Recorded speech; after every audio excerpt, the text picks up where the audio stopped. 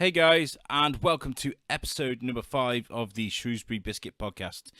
As we break into December, the show survived a month. How fantastic is that? And it's not just survived, it's done really well as well, and I'm really, really happy. So I had a great surprise fall through my door in the week this week, and it was the Bellevue magazine. They were kind enough to feature us on a double-page article, and the joy running through my mind as I read that article, something that I created, this amazing show that we've put together, being featured on a magazine that, you know, everyone in Bellevue or Shrewsbury will see. So thank you very much to them. That's a really, really kind gesture. And I spoke to them yesterday, and we're going to try and get them in for an interview, just to return the favour. How cool would that be? So episode 5 is going to be me sitting down with Joel and Lauren from the Dana Prison. These guys were always going to be important people for me to speak to. They're part of my kind of me growing in Shrewsbury in a way. I mean, I moved to Shrewsbury with my wife and my little boy to Bellevue. And I didn't know anybody. I barely knew anybody in Shrewsbury. And I started working last Halloween as a zombie, as a scare actor at Sanctum, which was their Scream Park, or the Halloween event last year anyway. And I got included into what they do there, and that was great enough as it is. But I mean, they're like a family. They really are like a really warm, welcoming group of people, and I feel really privileged to know them. So yeah, I've got a lot to thank Joel and Lauren for that, and everybody that's working at the prison. So thank you very much, and make sure you hop over to YouTube as well after you finish listening to this, of course, and check out I think it's the Lauren and Joel show, or the Joel and Lauren show. I don't know which way ego turned that one, but it's on the Joel Campbell YouTube channel. Make sure you check that out. It's really cool. I really enjoyed it. So yeah, episode 5. I hope you enjoy it, guys. If you've got any comments, if you'd like to take part in the show, if you have any announcements to make, whether it's an anniversary, or whether you've got a special event coming up at your business, or someone's birthday, or something like that, get in touch with us. Our email is shrewsburybiscuitpodcast@gmail.com. Very simple. Twitter, the Shrewsbury B1. That's got to change, but that is where we're at on Twitter. And on Facebook, you can get us the Shrewsbury Biscuit Podcast. It's a group.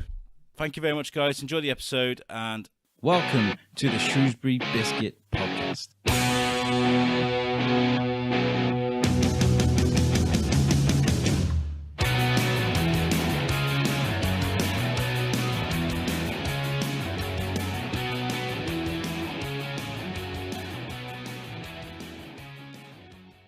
Okay, guys, welcome to the Shrewsbury Biscuit Podcast. Again, it's me, Alex, in your ear holes, and welcome to the show.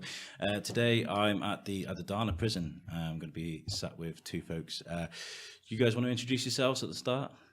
Who's going to go first? I'll go first.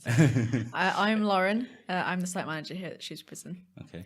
And I am Joel, and I am the CEO of the Campbell Group that has Shrewsbury Prison, I guess. Shrewsbury. Yeah, this is what I was going to say. I was like, what is your title? Because you don't own it, you just kind of hear. Yeah, I know we get referred to as, that's the prison guy.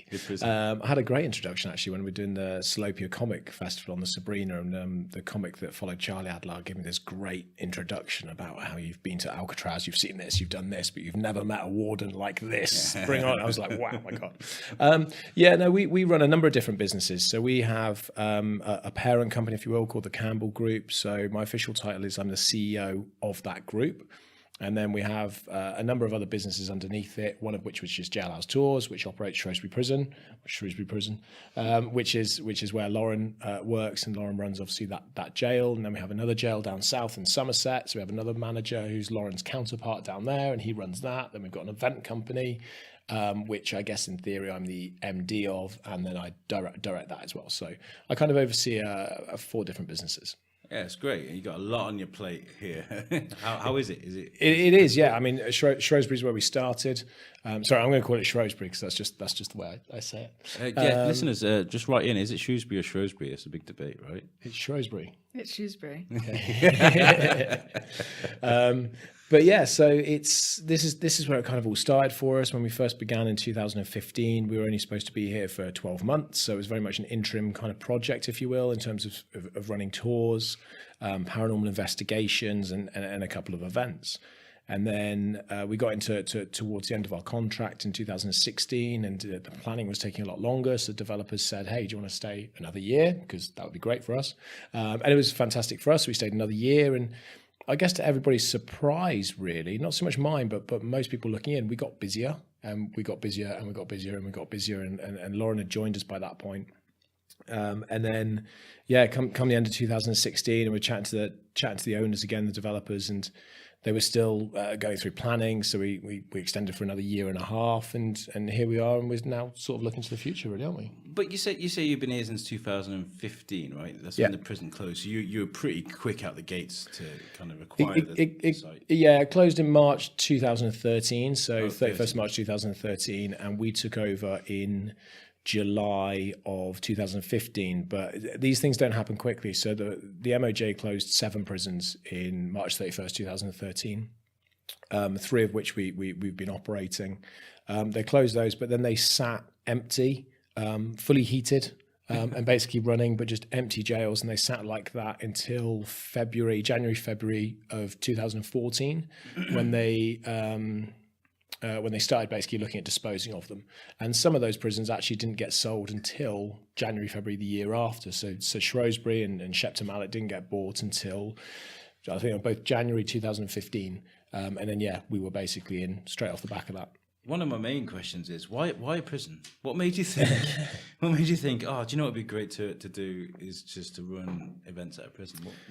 What's the process? Let me take my hat off, because it's getting warm. It is. It's the pressure you've put me under, and now my hair's a mess.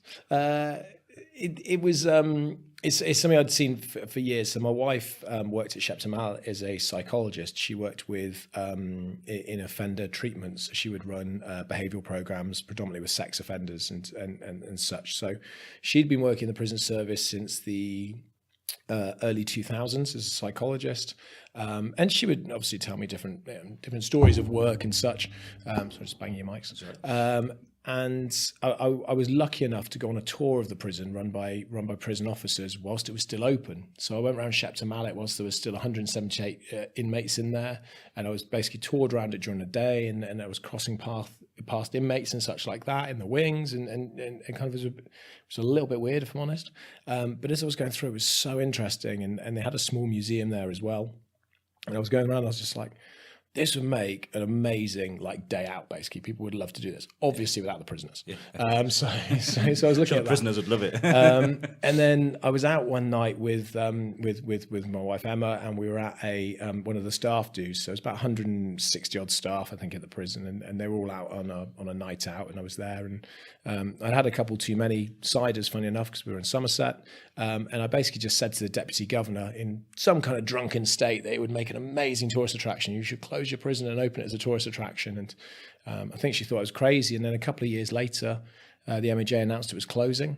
And I just thought, you know what, we should do it. We should put a bid in to buy it, and we should try and turn it into a tourist attraction and kind of develop it into a heritage site. And that's kind of how it really came about. It was started off as just an idea and a concept in my head, and then it was really lucky that you had that idea before that happened. That mustn't happen very often for people. Just you had this premonition and this idea, and it fell into place for you. Yeah. That's kind of it. I mean, I wouldn't say it fell into place. I think it took us a good 18 months of hard work, and we ended up in Shrewsbury almost by accident, really, because Shepton closed, and we were bidding on Shepton Mallet with the MOJ, and we were faced with huge obstacles, because you've got to remember that prisons were being bought by developers. That's the by and large of it. Every prison that got bought when they were sold was all bought by a property developer. That's not what we were or what we are, and that's not what we wanted to do. So I had an uphill struggle from the word go, because I had to showcase to the MOJ that we could make this work as a tourist attraction, which nobody believed would ever work.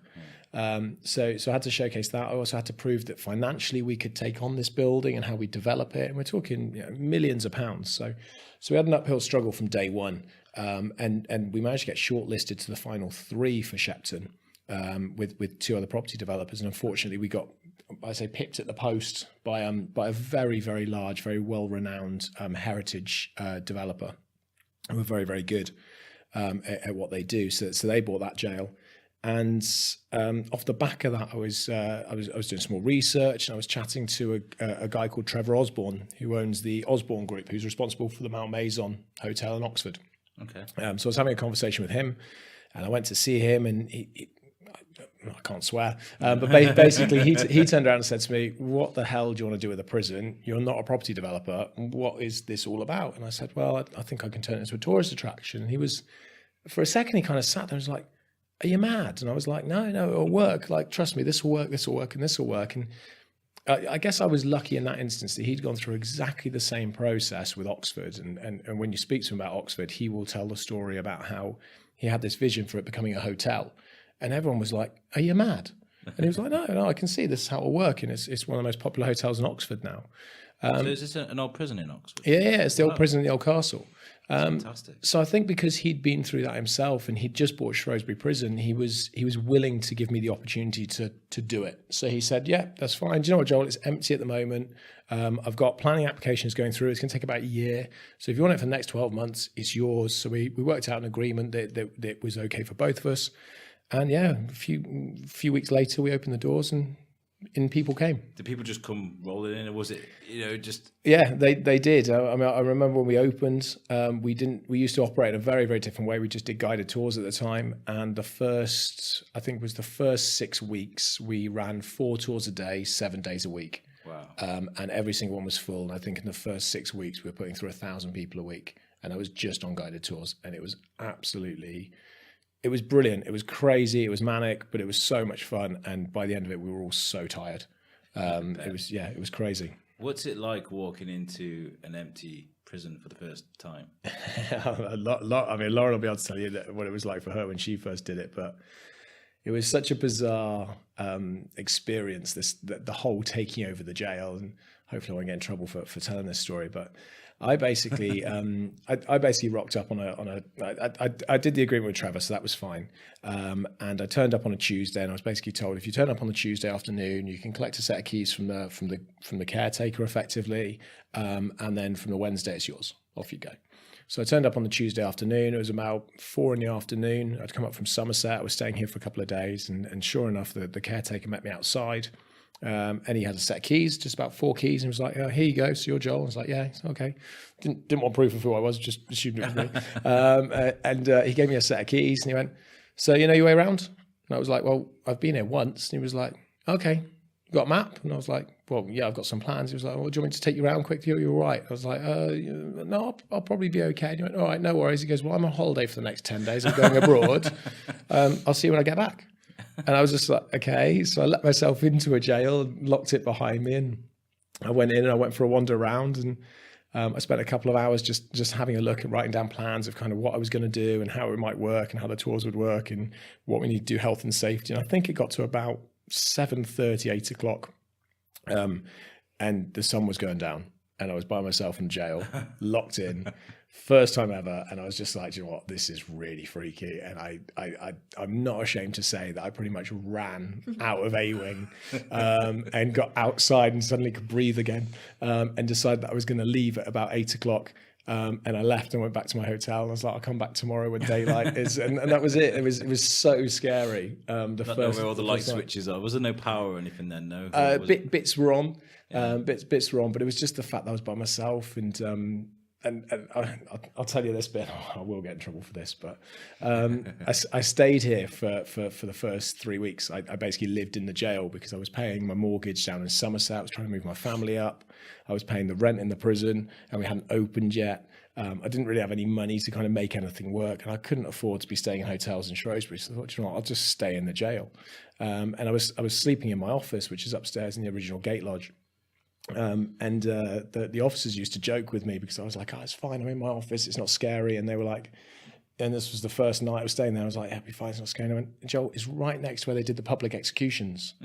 I was like, "Okay." And the first night I slept in the office, I remember moving the chest of drawers, the little office chest of drawers, up against the door and kind of wedging it, thinking to myself, cool, I feel safe now. Bearing in mind I'm behind a 45-foot wall. I feel safe now, and I sort of put my head down to go to sleep, and I suddenly realised that ghosts don't use doors. And now you're trapped in. And now I'm trapped. So yeah, that was kind of my experience. But yeah, how did you find it? It was different for me because when I first came here, I came on a tour with Graham, and I came with my university group, didn't I? And I kind of walked in not really knowing what to expect really, because I've only ever really watched like American prison TV programs. We saw these like high security things. So Prison Break. Yeah, I didn't really know what to walk into really, but I remember walking into the wing and just thinking, oh my god, like this is massive, like and insane at the same time. But That's pretty much what it was like for me as well. yeah, I mean, from there you just like I've got it's to monstrous, be isn't here. when I first walked into A-Wing, it was Gary that showed me around because it was my first time as Sanctum, Halloween last year. Oh, okay, yeah. And I'd never been in a prison before, never seen anything of its scale. So you're right, when you look up at it, you're just in awe of its size. It's crazy. It's crazy. What was you like when you were younger? Is this something you thought you'd be doing? Did you always want to have your own business? Yeah, we It's a replay of Monday. we had an employee day Monday, 2 employee days, Monday and Tuesday earlier in the week, and I did a slideshow and spoke about my favourite subject, which is me. I spoke just a little bit about me so people our teams could understand. And I think it took me about an hour, didn't it? Yeah, a long Yeah, yes is the short answer. Ever since I can remember, so from sort of 5 or 6, I always wanted to run my own business. And there was a small petrol station there where I lived, and we used to drive past. And I would tell my parents that one day I'm going to own that. And yeah, so I've always wanted to do it, and I've worked in many industries. I've trained as a chef originally, so I'm a chef by trade. I've worked in sales in the UK and in Australia, and I've gone around, I've knocked on doors and said, hey, do you want to buy some stuff out of my bag? Basically like I've just nicked it. So I've done that in Australia. I've worked in yogurt factories, packing yogurt, and I worked in leisure for a number of years, which is where I got most of my management experience, really. I worked as a lifeguard, I worked as a gym instructor, I worked as a gym manager. I ran my own leisure centre, and I oversaw 13 fitness sites, if you will, 13 gyms across Somerset. So I did all of that before I finally branched out and started my first company, which was back in 2011. So like all that experience is like a concoction of everything you kind of need to run a place like this. You know, the leisure facilities, the management, the running a business. Yeah. I mean, running leisure centres was a big bonus when we came to running big buildings. I mean, this one here is 4 acres, so the size didn't really panic me, and it certainly allowed me to have the working knowledge of things like health and safety and fire and you know, large amounts of staff. So that all kind of, yeah, I'd learned that really.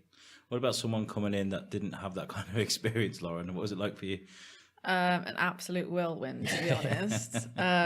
The expression being chucked straight into the deep end was probably very relevant for this. But you'd pick things up as you go along. Like 1 minute you're like, oh, I don't know what I'm doing, and then you get taught, and then you do it, and the next time you do it, you're on it. What was your journey like at the start? What was your first kind of role here? I actually, it was a couple of years ago. Yeah, it was. Yeah, it was. A couple of years ago now. It's 2016. January, February 2016. Yeah. Well, no, it was the end of 2015 when I first came here on the tour. Yeah.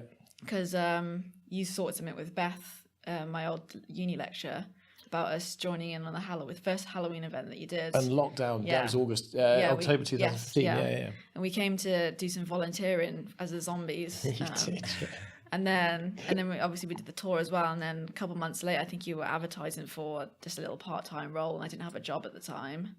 And I was like, do you know, I'm just going to go for it. Even though it's in Shrewsbury and I live in Telford, I was like, I'm just going to go for it and see where it gets me. And then I was CSA for a year. What's CSA for the listeners? Customer service assistant. Okay. So sort of like you started February, I think, as a CSA, didn't you? And you were over in the visitor centre. Yeah, the visitor centre. Yeah. And then you did that, February 2016, and then April 2017. April 2017. Yeah. I remember. No, do you know what I remember? I was sat in the gate lodge when we started actually opening the doors, and I was sat doing something on the computer on a Saturday or something, and you just came through the door and went, Lauren, do you want to move to Gloucester? Oh yeah. And I was like, yeah, all right then. Yeah. And then 2 months later, I was packing my bags in the car, and I went to go and manage Gloucester. And then maybe 6 months later, I remember you on the phone to me, and you said, Lauren, I want you to come back to Shrewsbury. Yeah. And back I came.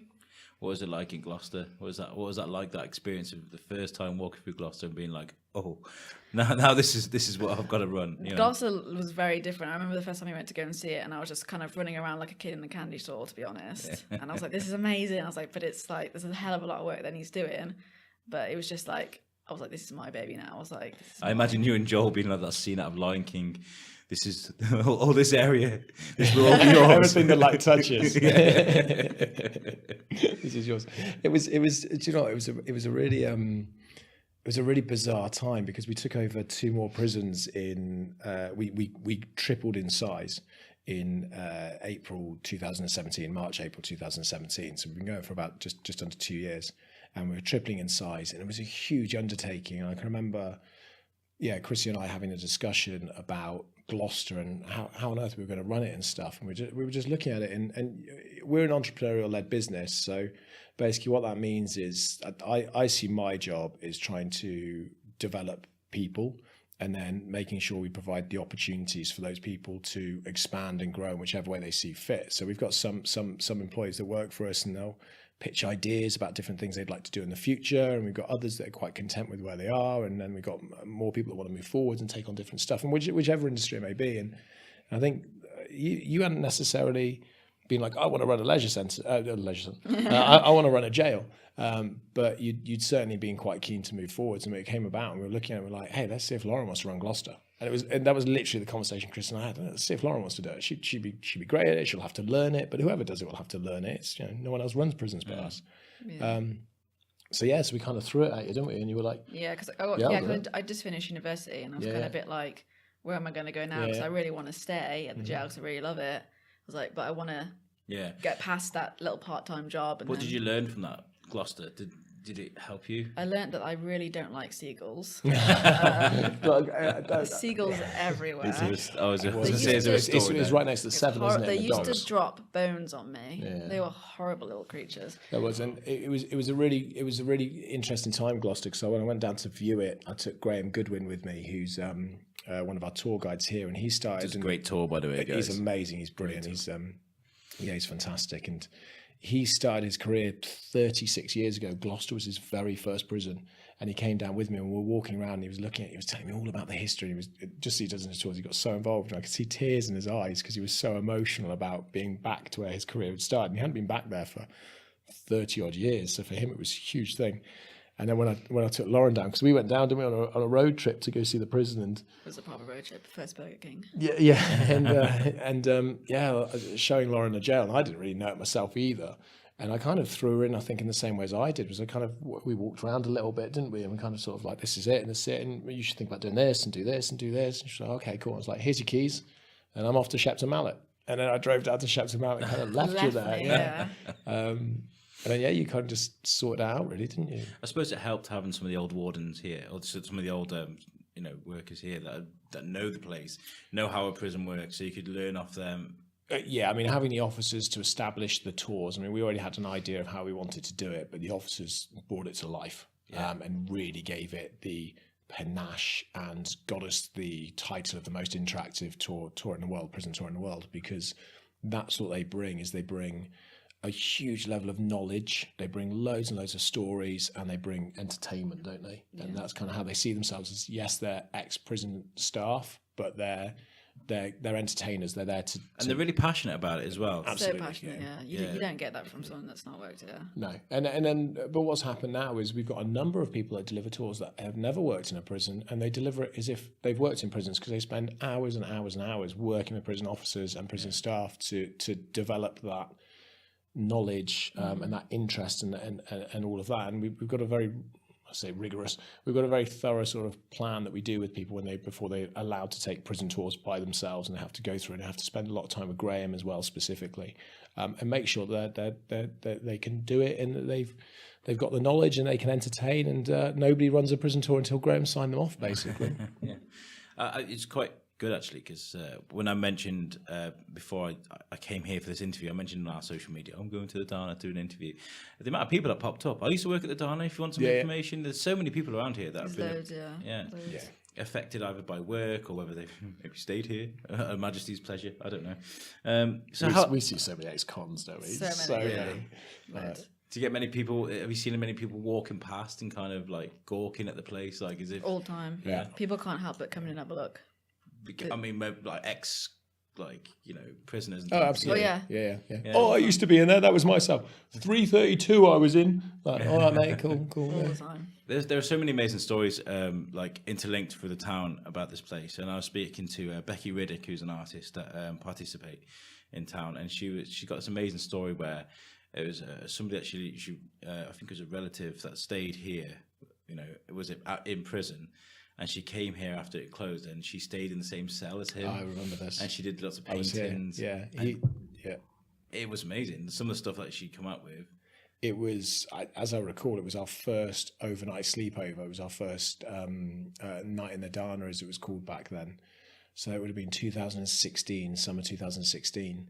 And I remember her coming in because she wanted to stay. I think it was a cousin. I think it was a cousin. That's right. Yeah, a cousin. And I think he'd committed suicide in the cell. Really? And she came in and she really wanted to stay in that cell, which was fine. And I wouldn't say we thought it was weird, but we kind of were a bit concerned about the whole thing because it's quite deep. Yeah, it is, yeah. And she brought in canvases and she basically said, no, I want to come on the tour, but I just want to sit in the cell all night and I just want to paint and draw and do charcoal drawings and stuff like that. And she just wanted to use it as I guess like a reference point, and yeah, she did some inspired something in yeah, it. Absolutely, it's amazing. Yeah, so she came and did that on our very first overnight sleepover. Yeah, she's great. So you say there are many companies here. You said it run by the Campbell Group. So what's here now at the moment? Well, we're spread across the country with different businesses, but we've in short we've got Jailhouse Tours, which is our prison tourism business, and there's two strands to that, which are basically two different locations. There's Shrewsbury, which is obviously where we are now, which Lauren operates, and then we've got one down in Somerset and Shepton Mallet. There's a prison there, which is about half the size of this one. It's on 2 acres, but it's the oldest working prison in the country, so it dates back to 1610. Wow. So it's 400 years of history, and it is, I mean, Shrewsbury's an amazing place, but Shepton Mallet Prison is also an amazing jail. If you're down in that area, you've got to go check it out. So I can't really explain it, but it's got things like, it's got what we call dark cells, which are the underground cells that they used to use back in the 1600s, and you've got some of the original buildings there from sort of 400 years ago. So it's huge amounts of history. I mean, it was built when King James I, I think, put his decree out in terms of every county must have a jail in it. So it's got a huge amount of history. It's in a tiny little sleepy town of Somerset, in Shepton Mallet in Somerset.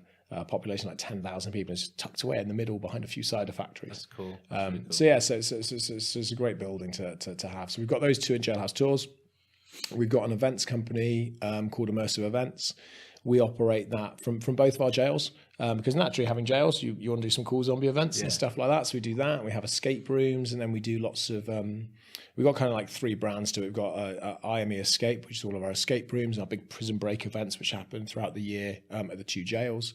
We've got IME Action, which is things like battle archery and laser combat, and we've got axe throwing and shuriken throwing, and we've got throwing angels and stuff like that. They're all coming soon, so that's quite cool. It's all the kind of things to get you moving and running around. Axe throwing's going quite big now. There's so many people, places. Yeah, there's a few, and yeah, we do it, and it's something that we're kind of building up, almost like a mini kind of adventure centre, if you will, in the back of the prisons. That a snippet of what you can do. Yeah, basically.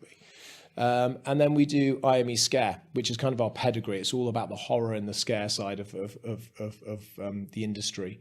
And that's kind of where our bread and butter is that's where we've come from. That's what we know. So it's things like the zombie events. It's things like the thrillers, and everything's immersive. So what we try and do is we bring the customers and the visitors into the story. So you don't just watch it kind of unfold, you're part of it unfolding as one of our actors. Yeah, I am. That's your job, is to bring people into the scene and really engage them and make them feel like, oh my God, I'm actually part of this. And then sometimes in certain events, the decisions and choices that those customers make dictate the way the scene goes. And it's very rare that we'll have a scene with just one narrative or one ending. Yeah, I know I've got a lot to thank you guys for, because like I came to Shrewsbury and I knew no one.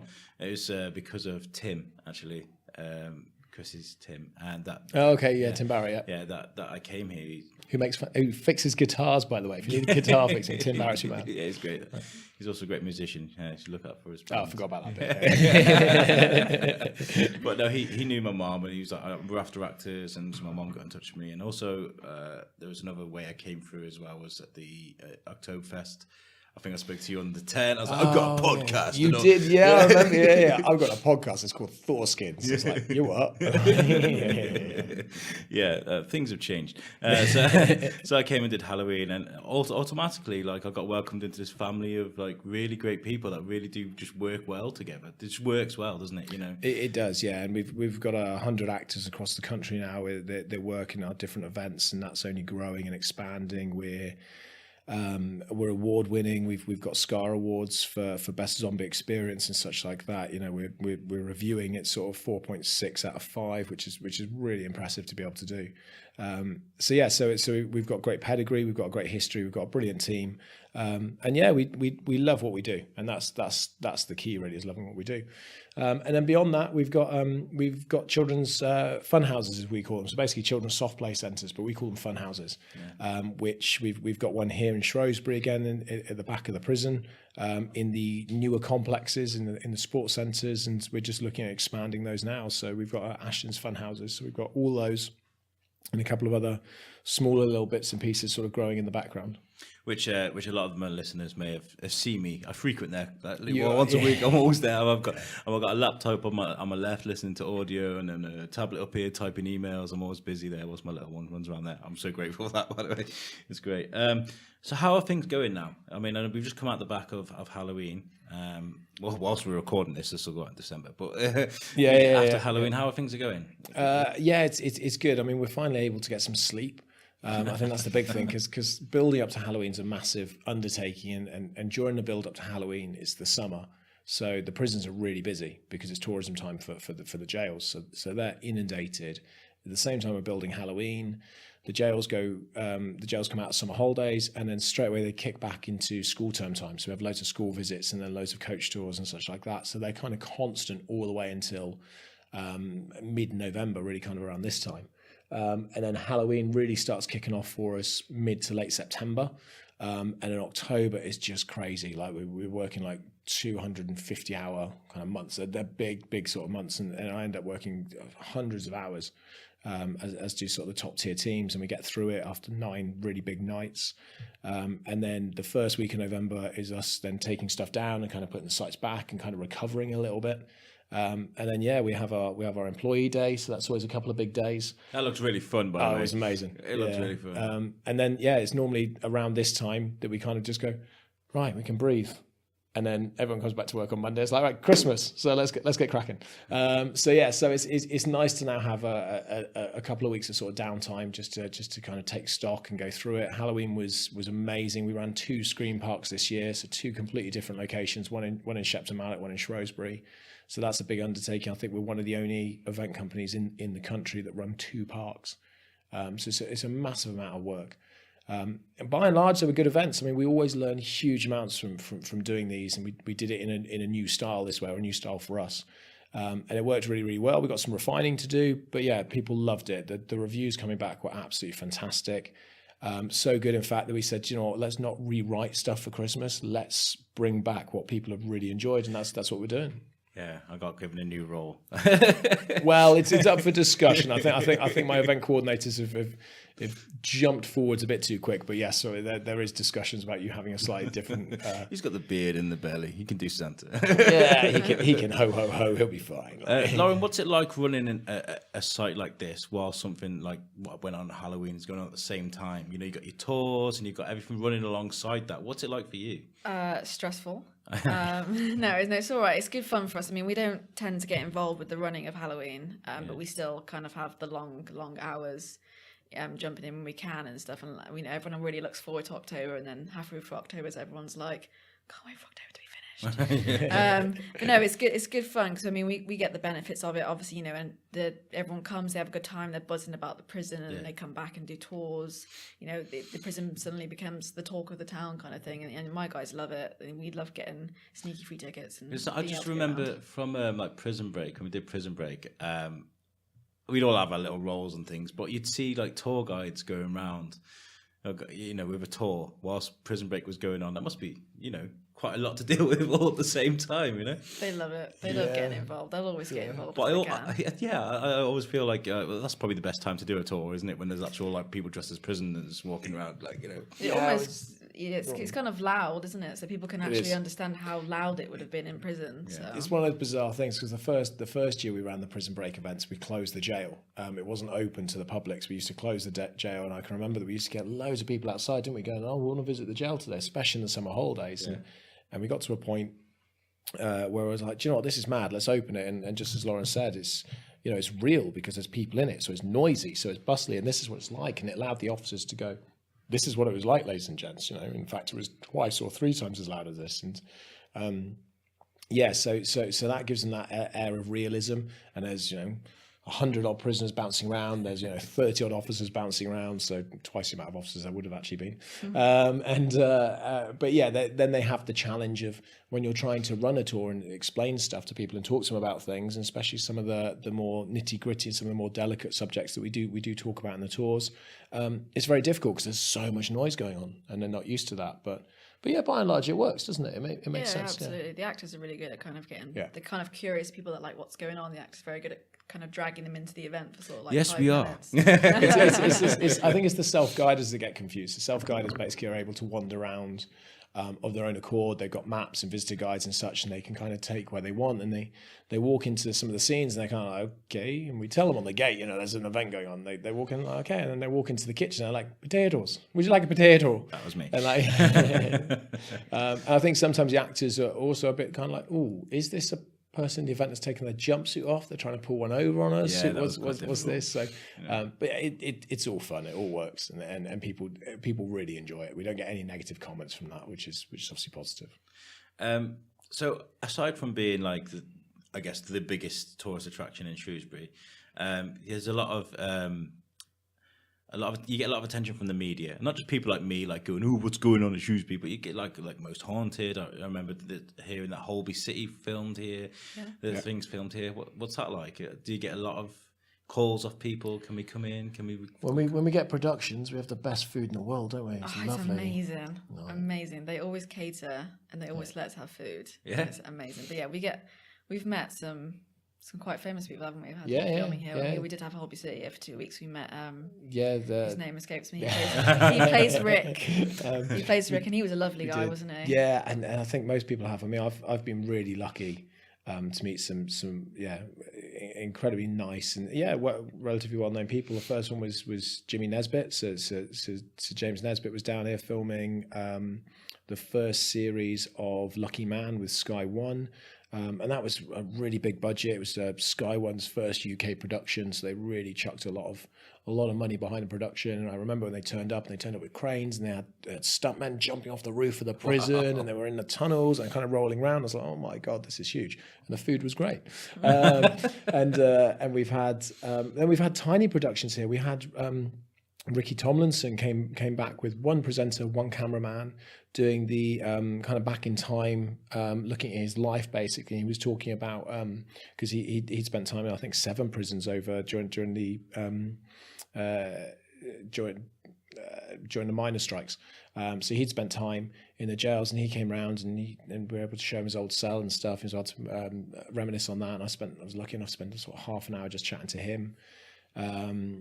We've obviously had the Most Haunted team here. They're here all the time. They're here this evening. So, Carl and Yvette and Stuart and Glyn and all those guys, we spend a fair bit of time with, watching them do their live, didn't we, the other day? Yeah, I saw that on Facebook because there's lots of like live. Yeah, we were tucked away in the corner watching it. Yeah, we were tucked in the corner. We were in the corner just giggling to ourselves. Yeah, and then the Holby City were here for a couple of weeks. That was so funny because well, for I guess for all of us, but Lauren had just employed a couple of new CSAs, hadn't you? So Emily had just come on board, and yes. she came in, and I remember her sort of coming in, and like obviously all the staff get fed, so she go and sit on the bus and have lunch and stuff like that, and there was this huge production going on. This was kind of her first induction to the jail, and then 2 weeks later they left.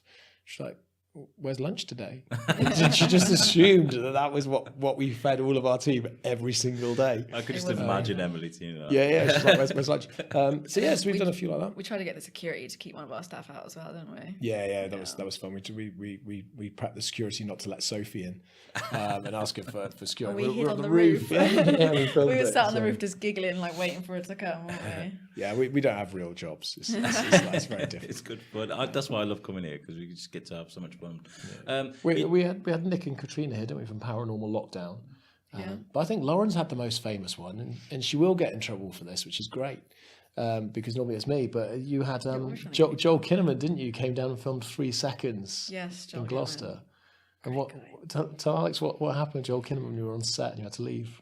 I didn't have to leave. I just took revenge a little bit. Basically, there was an issue with one of the men's toilets because there was quite a lot of male extras for this film that they're doing. And because there's so many of them, such high footfall, the toilets just couldn't cope, basically. So I put them out of order. Just as I put them out of order, I turned around, Joel Kinnaman's behind me. Not happy. And he wasn't happy. Yeah. And I was like, sorry, these toilets, they're out of order, but there's a disabled drawer right next to it, or you can go upstairs. And he all huffed and puffed and he stormed off. And I was like... Proper Hollywood kind of, as you'd expect, kind really of a Hollywood rude. meltdown. I've literally pointed to a toilet, right next to where he could be. And so I was really angry at him. So I waited for them all to leave on that evening, and I stole his chair. So he had. Let me just phrase that voice so we don't get too much trouble for productions to come back. Next to Oren's office, they had a main actor kind of green room, and they all had these, the director chairs like that. So he had director chair with Kinnaman on the back, and Lauren decided that was going to be her trophy. You still got it. It's down in your office. Yeah, but in my defence, it was taken back. Yeah. And then it was broken. Yeah, and then I stole it again. Oh, it was broken. It was broken, and then so I fixed it with masking tape.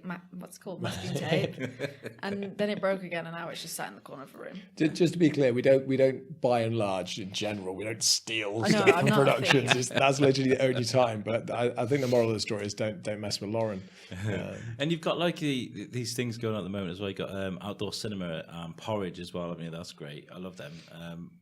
When's the next sort of outdoor cinema event you got going? No, I don't want to just put you on the spot, but the Porridge events, which is what was the overnight sleepovers, the night in the Darners, and they're actually going to take a slightly different twist for 2019. We were discussing that the other day. We're going to rebrand those because whilst we love Porridge and we get it, so it's quite an old TV show now, Porridge. I think that the younger, so do I. But the younger demographic, like Lauren, they don't get it. So we're gonna rebrand that. But that's basically the overnight sleepovers. So we normally do about 5 or 6 of them a year. They always start in the spring and finish in the autumn, just because the winter is so cold in the jail. So they'll be back around. I think they start in May. And then as will Prison Break, because we do the day. So you can do Prison Break during the day, and you can do the overnight sleepover at night time. So you can basically spend 24 hours in jail if you wish. Which I did. Who would want to? I worked the Prison Break and then did the Porridge for a different podcast, and a lot of my audience for that podcast were American. So trying to explain what porridge meant, I feel that's exactly right. Yes, that's it. And then outdoor cinema, we're just toying with at the moment. I mean, by and large, it's a fantastic event to do, and it's extremely immersive, but it's also quite restrictive for us because you can only get so many people in to see it because obviously the exercise yard's only so big, and there's only we like to theme stuff that fits. So we've done Shawshank Redemption, obviously, and we've actually done it a couple of times. It's been hugely popular, really, really, really popular. We did Shaun of the Dead. Because we were able to pay homage to our zombie side of things. We did some really cool stuff with a zombie bar and things like that. And we did Back to the Future just because, well, other than Lauren, we're 80s kids, so we enjoy that kind of stuff. And because it's awesome. And because it's awesome. Thank you very much. And we did, and then we did Rocky Horror. That was amazing. And Lauren was in that. That was brilliant. I was all dragged up as Brad. Yeah. I had an amazing time. It was great. So we've done those in the past, and we might do something this year. But I think we're moving. Our model's moving ever so slightly, and our events team are very busy with the large events like Halloween's and some of the summer events and the Easter events and such like that. So that they're quite busy. So I think what will probably happen is the prison team, Lauren's team, will start putting on more events, more kind of like Christmas market side of things, and we're also starting to look at comedy nights and such like that, aren't we? And putting on sort of larger events in the actual wings. I was going to say, how are things like now compared to when you first opened the prison, and also what lessons have you learned? I've got less hair.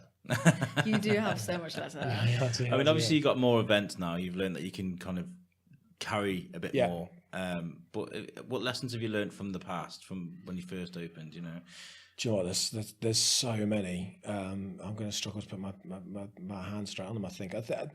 One thing that one of my mentors said to me, it will sound really weird.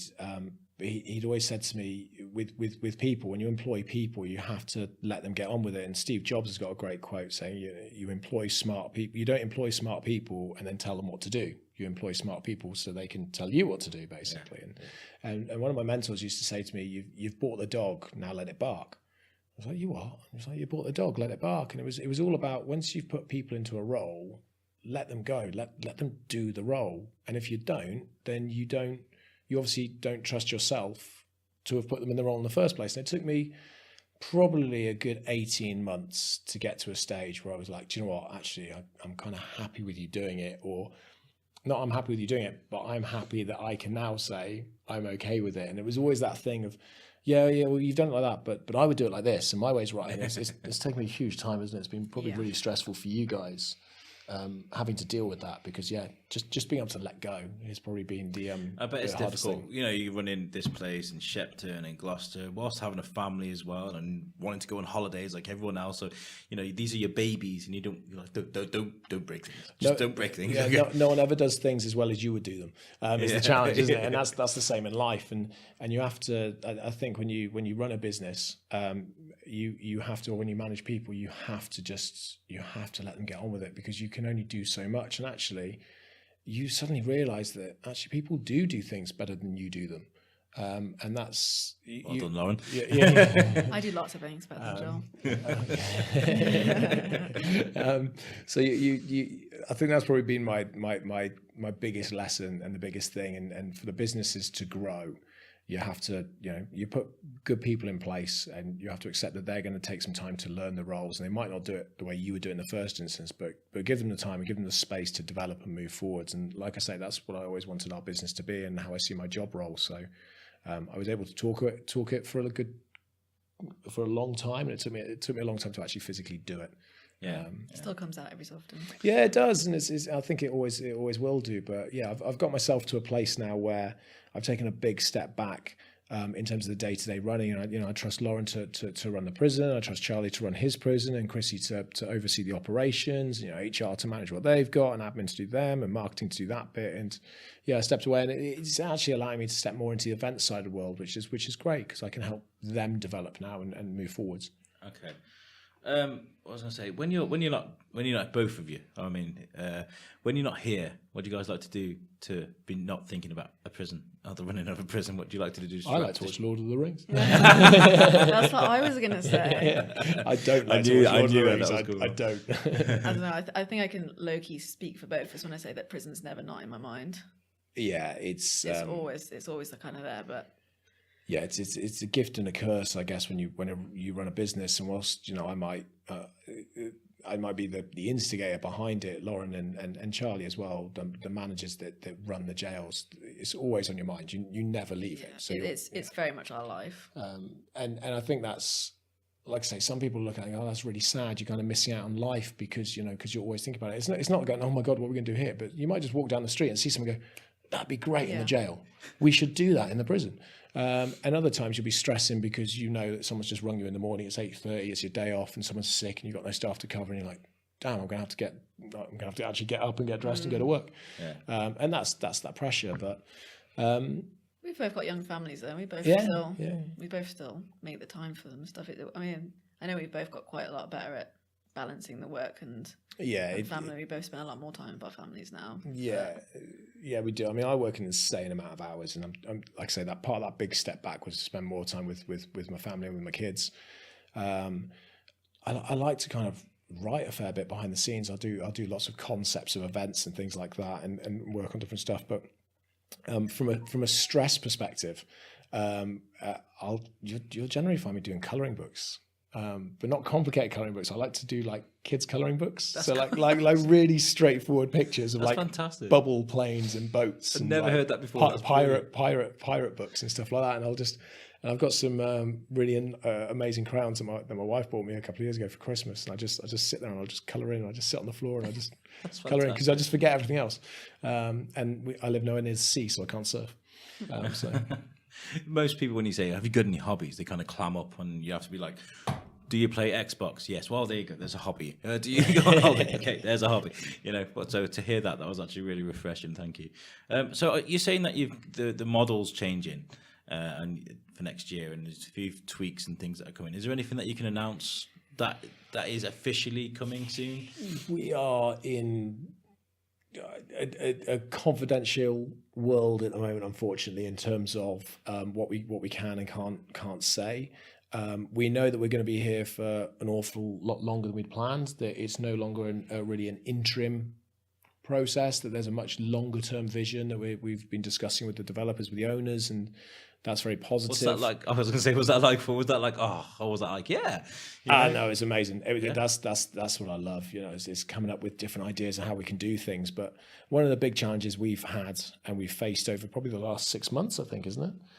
Is our business model, because our business model is set for people to come once, and that's it. Because we only expect to be here for a year basically. So the way our business model was created was, you pay an entry fee, you come and see this, and you go, and we wave goodbye, and we probably won't see you again. We see some customers coming back for a couple of bits, but by and large, that was it. And now what we're doing is we're completely overhauling that model to have people coming back all the time. The idea is that it will be an attraction, a heritage site that people will come to on a daily or bi-daily basis. And therefore, the model has to completely change. You can't charge the same fees that we currently charge for a one visit every single day, because people just can't afford it. So we've got to make that change. But to make that change, we've got to have a number of other things operating on site. So you might want to see things like, I don't know, a cafe or a restaurant, or a heritage section with a large prison museum, or event spaces and children's play centres and activity spaces. So those are the kind of things that we would. You're doing well with that. Consider, anyway, you've got you took the Georgian tunnel tours, which I've done. Yeah. You got the self-guided tours. You got the guided tours. You got so much going on that you could come here, do one thing, and then say you're here for a long weekend in Shrewsbury. You can do one thing and come back and do another. That's what I love about this place. Okay, well, I'll end it with the question I ask every single guest is, I'll ask you both separately. What does Shrewsbury mean to you, Joel? What is Shrewsbury to you? Shrewsbury is... Sorry, what is Shrewsbury to you? In what sense? What you mean? What, the town, or? Yeah, what does Shrewsbury mean to you as a town? What does the place mean? I mean, I love Shrewsbury. I was born and bred in Somerset. I was physically born in a tiny little village in Somerset, and I loved it. I'm a Somerset boy, born and bred, and my wife is a Cornish girl, born and bred. So we love our home counties and areas. And we moved to Shrewsbury, and we absolutely love it. I mean, we moved here as a temporary thing for 12 months whilst we ran the jail, and we decided that this would be our UK base. So we've now based ourselves in Shrewsbury, and that's where we live. And we absolutely love it. It's a lovely sized town. It's got amazing architecture. It's got amazing history. It's vibrant. It's clean. It's tidy. It's just a really nice place to live and bring up children, and it's got some amazing things go for it. And I'm extremely proud that we are the largest tourism attraction in the town, and we bring in 100,000 people a year, and those people go off and they spend money in town, and we really contribute to the tourism sector and to the tourism spend for Shrewsbury. I'm very proud that we've done that, and that we can be part of that, and my hope is that we can do more going forwards and work more with the guys out in the flax mill as that develops, and ideally work more with people like the Bid and stuff like that. So it's a lovely place to live, and I think they've very much got the kind of the one-off set right. And I love paddleboarding in the river. So in the summer, you'll always see me sort of up and down the river paddleboarding. So it's a lovely place to live. If you're looking for somewhere to move to, then I would definitely recommend checking it out. And so you just mentioned that you do work with a couple of people in the town. Mm-hmm. Do you have special relationships with other people? What's the best kind of place? Specials, probably. Special relationships. I would use. That you work well with. That's the best. Yeah, we do. I mean, I think probably anybody that you speak to about me, if you ask them honestly, they'll probably say that I have an ability to rub people up the wrong way to a degree. I agree. And that's because what I do is I speak very openly and very honestly. And what I say is I'll never lie to you, but I'll never sugarcoat it. Yeah. I'm going to tell you this is how it is. And people don't like that approach generally. So especially when they're doing things wrong, or not my way. But yeah, no, we do. I spent time with Historic England. They were here only yesterday, I think it was. Thursday they came down. The guys that are operating the flax mill and doing the massive development there, and we were sharing some great ideas, and we were talking about what they're doing and what we're doing in the future, and the routes, because obviously you go from the flax mill to town, comes straight past us. So we're talking about some huge developments there. We do. We have a number of conversations with the guys down at Shrewsbury Tourism and with Dilwyn down at the Sabrina and Mark there. We work quite closely with Beth, don't we, who runs Shropshire Festivals, and Beth's brilliant. She's absolutely fantastic. She's so supportive of what we do. She always lets us come down to the festivals and promote those kind of things. So, we'll always try and do as much as we can for Beth and for the festival guys, and they do a huge amount for the town. And then the bid, which at the moment we're not part of, but they've just changed the setup for the bid, so we can now be part of that. And again, Sebastian down the bid, we'd like to work closer with them in terms of the future of the town and with the council, because by and large we have a huge amount of knowledge in the tourism sector. We've got a huge amount of pedigree. We've got a lot of partners that we work with across the country.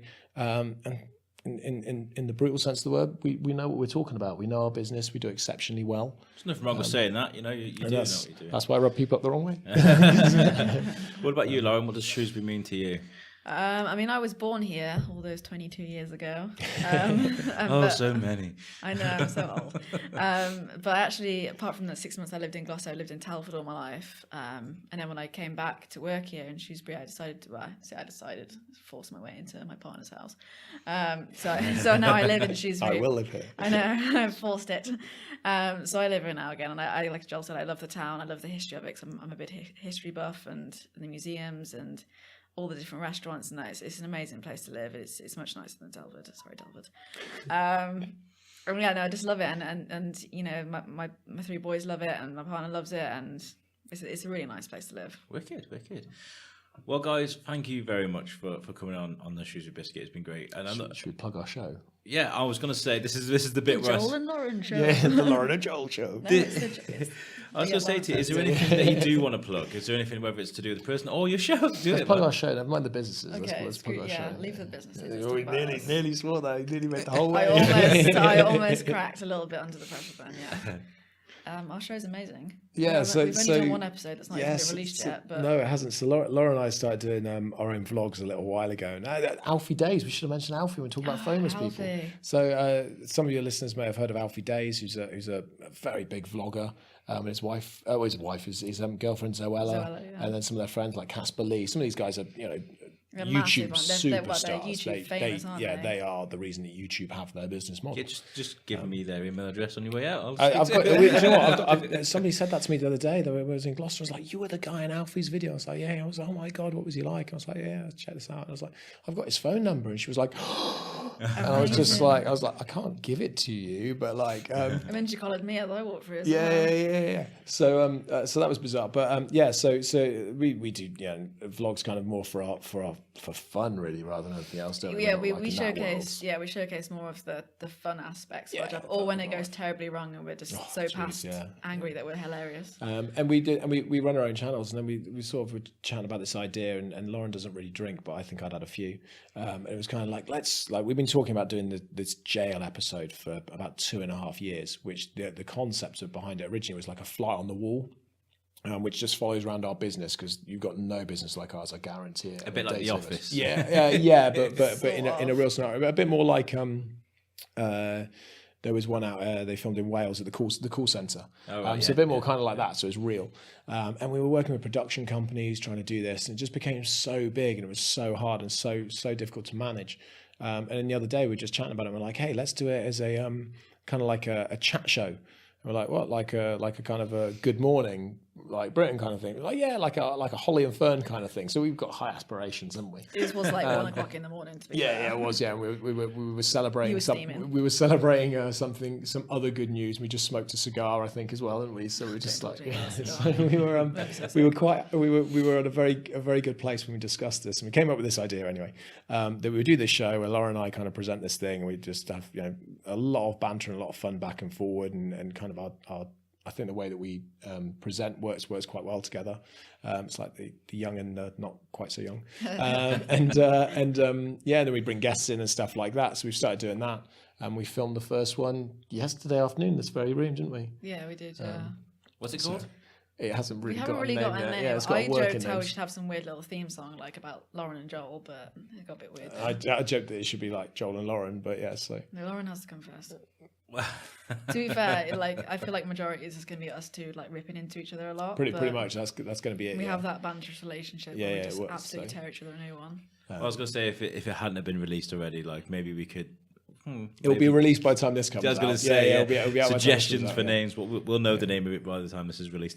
That sounds really cool. That's really it'll be on our YouTube channels. Well, we haven't sworn them, so they'll go over everything. It will go over everything. Well, Trying we'll very share the hard. So link. we've both got our YouTube channels, so it will go onto there, and you'll be able to see it from there. But yeah, if you haven't visited the prisons, come see the prisons. Shrewsbury, obviously, if you're up in Shropshire, Midlands based. Shepton, if you're Southwest, Somerset based, or if you're visiting any of those. If you've ever watched Prison Break and think, yeah, I could break out of jail, I could be a Michael Schofield, then do it. We're the only place that does it in the world. Come and check it out and try it. And if you love zombies, then again, we're your people, really.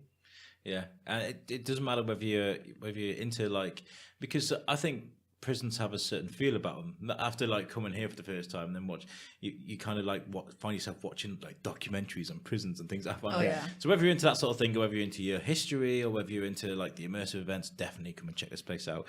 We'll drop a link for everything that's immersive. I do anyway because I work here, so everything that's immersive. After it's in your contract. If you don't, we'll don't do it again. Okay, well, thank you guys for coming on the show. And guys, listeners, make sure you give us a like and a share and a subscribe, and make sure you join us next week. Thank you very much. No worries. Thank you. Thank you.